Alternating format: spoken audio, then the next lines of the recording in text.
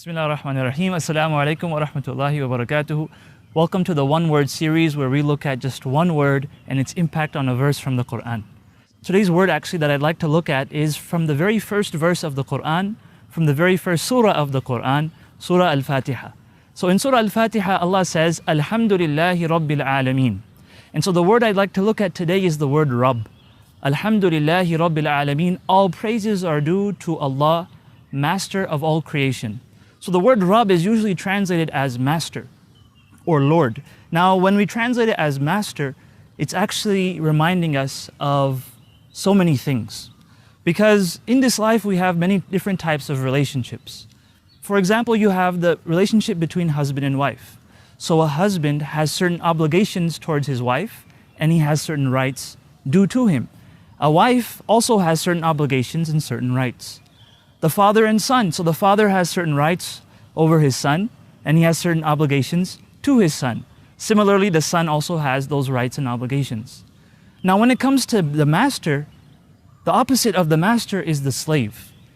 And the master and slave relationship is different from all the other relationships that we have. The master has all of the rights, but none of the obligations. Whereas the slave has all of the obligations, but none of the rights. Now you might be thinking, well, that doesn't seem very fair. Well, in actuality, when we enslave ourselves to Allah, when we enslave ourselves to the master of all of creation, when we enslave ourselves to the creator of the heavens and the earth, then we're actually giving ourselves freedom in a way. Because we're not enslaving ourselves to any one human being.